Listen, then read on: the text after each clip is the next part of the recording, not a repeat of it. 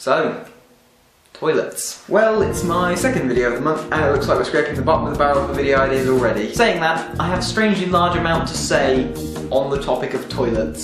So yeah, today's video is going to be toilet stories. So let's start off with a bit of context. In case you didn't know, and if you're one of my friends then you definitely will know because I never shut up about this, but I went to Uganda in the summer of 2012. Now this may sound entirely irrelevant, but hear me out. So I was in Uganda for a month, and in that time, about a week in I think it was, I felt ill. Not seriously ill, but ill enough to, let's just say I need to use the toilet quite often. I'm trying to be as delicate as possible around this issue, but I think you catch my drift when I say that I became well acquainted with Ugandan toilets. And while there certainly are flushing toilets in a lot of places in Uganda, they're not exactly the norm, shall we say, and especially in a lot of the areas that I was in, there weren't really any of those. Here is a picture of a typical toilet that I was using whilst in Uganda, and actually this is one of the better ones. You don't even want to know what some of them were like. Basically, it's a hole in the ground which you squat over and that goes down into a very large pit. I'm just telling you all this to basically paint a picture of some of the toilets that I've used in my time, and this wasn't, you know, it's not just an experience I had once.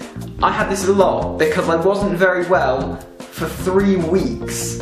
I was a frequent visitor of these kinds of toilets. I know this is disgusting for you, I'm really sorry, I just want to paint the picture. The point of that entire ramble is that I am accustomed to going to the toilet in places which sometimes aren't even necessarily toilets. That month in Uganda taught me a lot, and when I came home, some people in this country are squeamish about public toilets. They go, ooh, public toilets, it's gross.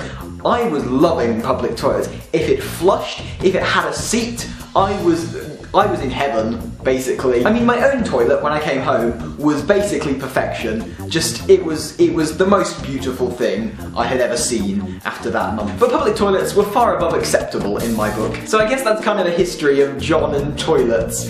This is such a weird video. Ladies, you are so fortunate that urinals are not a thing you have to put up with. They're just a bizarre entity, and I don't know why they still exist. So one thing that's been with me for quite a while now is something called the gay rule. Now the gay rule was first introduced to me in the tender years of year 7 when I first joined my school, and I was informed by the very intellectual other year 7s that it was gay to stand in a urinal next to another guy using a urinal. So the idea that I can't pee in the allocated space next to where another guy is peeing in his allocated space, despite the fact that those have been specifically designed for the purposes of peeing next to each other, while that's a weird concept. Now to the point where if I can help it, you know, I will go into a cubicle to pee, as opposed to peeing in a urinal next to another guy. Like, it's just been hardwired into my brain. I know that peeing in a urinal next to a guy definitely does not make you a homosexual, but the point still stands, subconsciously somewhere, I kind of obey the gay rule as much as possible. While we're on the note, some guys do some very strange things at urinals. You can definitely peripherally see what people are doing, especially, as happened the other day at school, when someone walks up, goes to the urinal, right, no hands, takes out his phone and starts using it whilst peeing.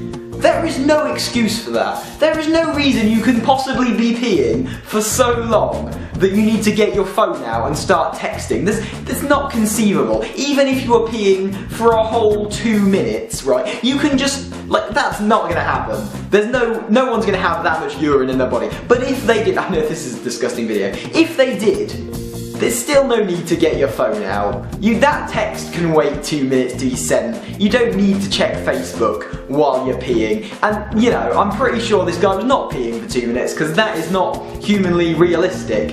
You know, just why? He must have been in a really, really important texting conversation there to not even be able to stop to go to the toilet. I need to go to the toilet is a good excuse for most things. You can pause most things that you're doing to go to the toilet, but this guy could not pause his conversation. Okay, I think that's all I have to say on the topic of toilets. I'll definitely be coming up with some good video topics at some point this month. It can only go up from here, I think, is the plus point.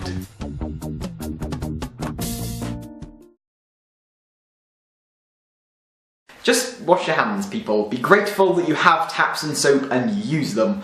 Please use them.